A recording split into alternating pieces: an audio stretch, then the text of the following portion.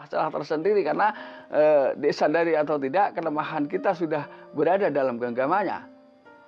Lalu mungkinkah dia mencintainya? Mungkin ketika kita sudah memberikan sesuatu yang memang sedang mereka inginkan. Ini bisa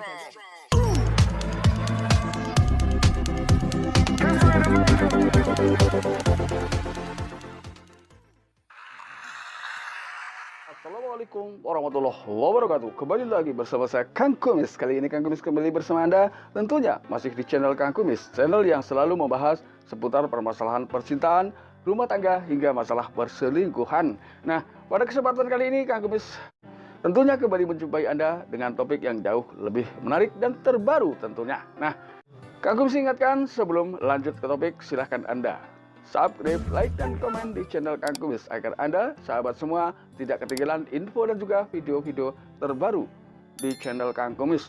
Pada kesempatan kali ini Kang Kumis ingin berbicara mengenai 6 ciri istri memanfaatkan suami. Nah, ini tentunya adalah bukan hal yang kita inginkan ketika itu terjadi di tengah hidup rumah tangga kita. Apalagi secara baik secara diam-diam maupun terus terang, kita sama sekali tidak ingin memiliki istri yang memang hanya memanfaatkan suami atau sebaliknya.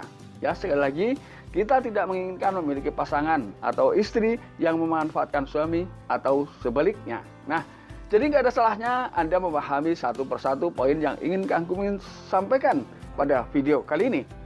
Tanda yang pertama, biasanya ketika seorang istri memang ingin betul-betul memanfaatkan suami, banyak hal yang memang perlahan dapat kita rasakan, yaitu biasanya kita tidak merasa bahagia, ya.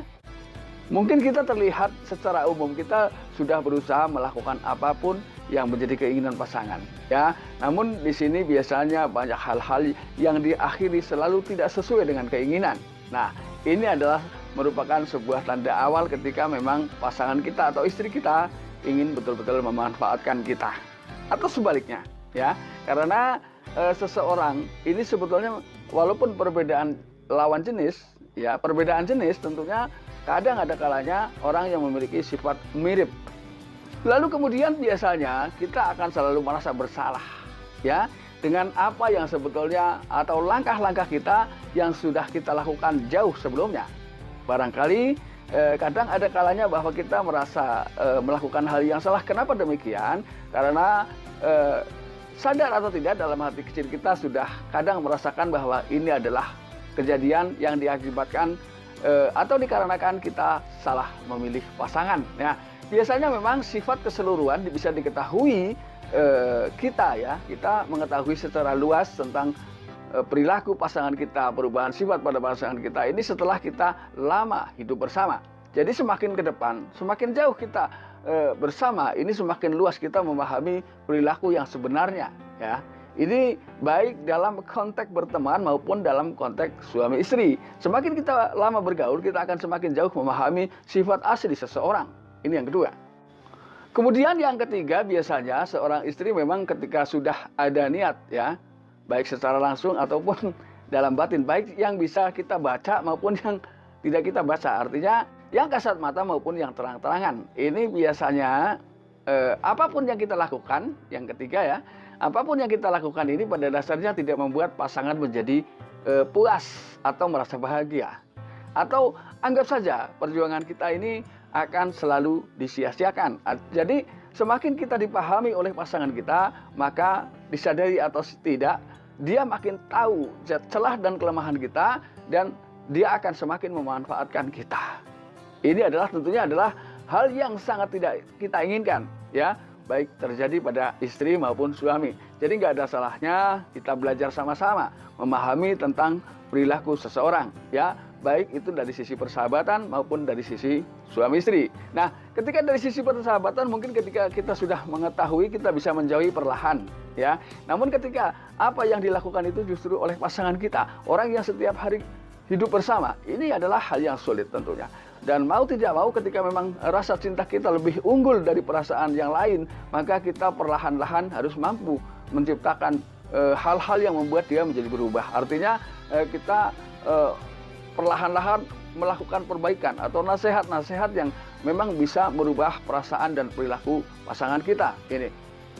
Kemudian yang keempat, biasanya ketika pasangan memiliki sifat atau tujuan hidup hanya ingin memanfaatkan pasangan, biasanya agak sedikit sulit atau bahkan sangat sulit diajak berdiskusi, ya. Karena dengan berdiskusi itu seakan-akan itu menguntungkan seakan-akan itu memang akan berdampak itu menguntungkan kedua belah pihak. Sedangkan rencana dia selama ini adalah menguntungkan diri sendiri dan masa bodoh dengan perasaan orang lain. Ini artinya dia hanya ingin dimengerti, namun tidak mau mengerti tentang apa yang kita inginkan atau kita rasakan saat itu.